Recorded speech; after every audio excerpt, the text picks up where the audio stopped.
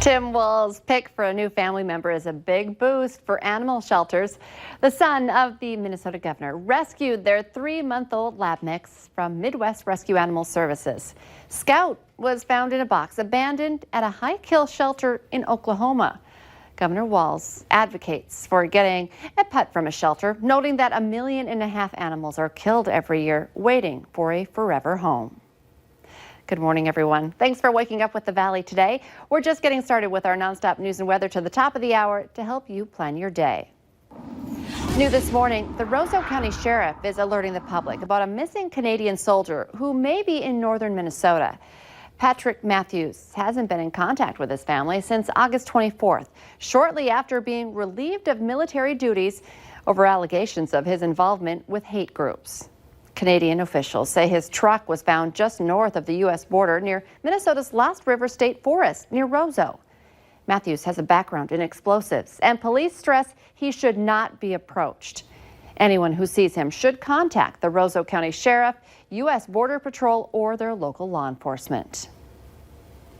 The mother of a former student at an Edina elementary school is suing the school district, claiming staff members violated district policy when they strip searched her child without notifying them and without proper cause.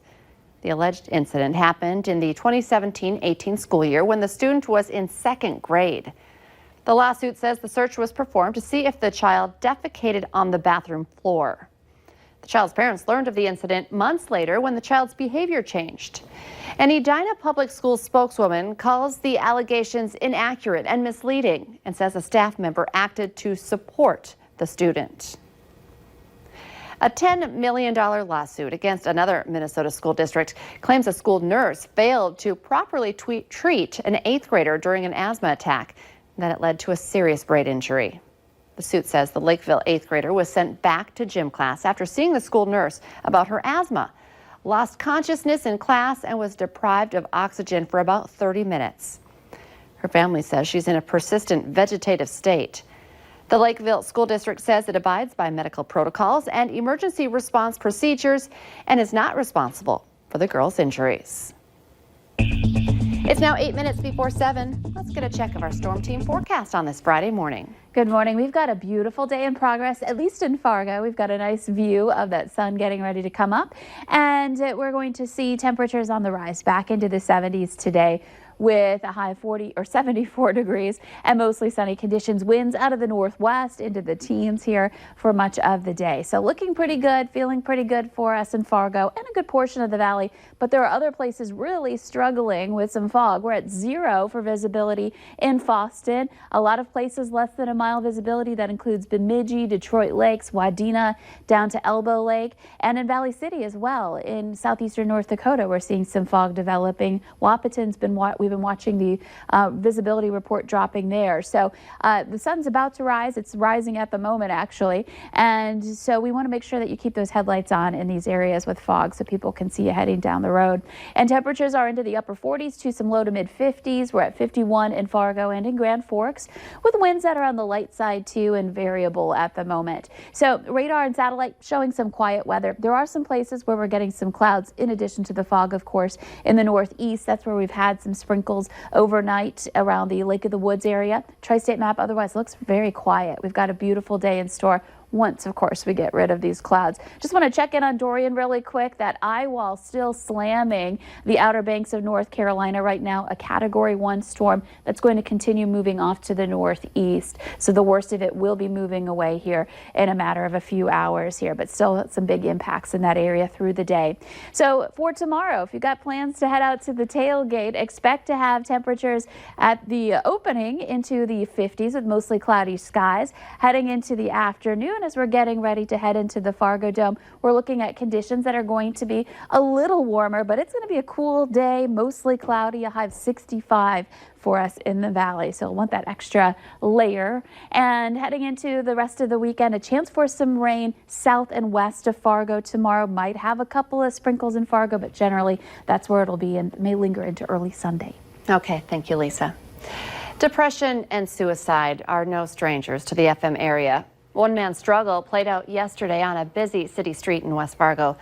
Police blocked off part of 32nd Avenue South after getting a report around noon of a man with a gun. Officers later found him dead inside his car. Over the last decade, there's been a 57% spike in suicide in North Dakota. That's the highest in the nation. When it comes to preventing suicide, experts say communication and action are key. One woman says she knows firsthand how difficult it can be, but through her own experience, she knows there's help. When it gets to the point where you fear that the person may be at risk to harm themselves, research shows that it's important to ask that person if they've gotten to that point. I never have any problem answering people's questions because if it helps one single person, then that's it. That's what my struggle was for. The Out of the Darkness Fargo-Moorhead Walk to bring awareness to suicide and suicide prevention is coming up on Sunday, September 15th. It's going to be at Shields Arena in South Fargo this year. The program starts at 2, the walk starts at 2:30. And we do have links to local and national suicide hotline numbers on our website. Just go to valleynewslive.com and click on this story. North Dakota Game and Fish Department officials are taking issue with how police handled a call this week about a moose on the loose. The warning is tied to the moose that roamed onto UND's football field and was later released back into the Wild West of Grand Forks. UND campus police and Wahpeton Zoo experts tranquilized the animal using a drug that they say is safe and humane. But Game and Fish say the drug is not FDA approved for human consumption, and that could be a problem if a hunter happens to bag that moose during moose season, which starts today. The executive director of Wahpeton's Chihinkaba Zoo is acknowledging that the timing of the rescue was not the greatest, but stands by the decision to save the animal. The moose at UND was not tagged. If you have any doubt about the moose you kill being contaminated, you can call Game and Fish to get it tested. The Golden Drive will be taking over Bonanzaville. The Valley Today's Abby Furchner is giving us a live preview of what the Golden Drive is all about. Good morning, Abby. Good morning, Lisa. I'm here at Bonanzaville this morning where tomorrow from 11 to 5, the Golden Drive is going to be out for their 7th annual community event and bike run. As you can see, they've already got quite a bit set up behind us. They're going to have bounce houses out here, a silent auction. It's going to be a really good time. And I'm here with Sue Barron. And even though it is all fun and games, there really is a deeper meaning behind this event. And what exactly is that? What is that message you want people to leave with tomorrow? To know that we do have homeless children, just because it's out of sight. We do have homelessness here, and it takes so little to make a difference. And you've been such an advocate for the Golden Drive. I mean, you started from the bottom and you've worked it all the way up here. What really sparked that interest in wanting to help homeless kids in the area? Just to make a difference, life really isn't about money and material things. Life, happiness is an inside job, and I just think there's nothing better than helping children. Better than that. Yeah, and there's going to be, like I said, so much out here to do. What are some of the fun things that are going to be out here? Well, right here, Abby, we'll have train rides going here. We're going to have Star Wars going around, Superman on the roller skates. Scoopy from Culver's will be coming around. Cass Clay Creamery will be giving out Choco Tacos. Wow. We'll have 1919 root beer floats. We have the bouncies. We have Game Alley. We'll have rock painting, hairdo, tattoo, the whole thing. So it's really a family-friendly event for a good cause. It's going to be so much fun. And we have the Fargo North High cheerleaders out here this morning with us. They're going to be out here tomorrow too, but they're going to show us a little cheer that they have for us. So we'll get out of their way, let them take over the show. Let's get golden. Hey, Fargo, let's get golden. Hey, Fargo, let's get golden. Hey, Fargo, let's get golden. Hey, Fargo, let's get golden. I love it. Remember, the Golden Drive happening at Bonanzaville tomorrow. If you want more information, you can find it at valleynewslive.com. We're barely out of August and already there's some serious fall color showing up. It's even happening right outside our front door, where the big maple tree is more than half red. What a beautiful picture.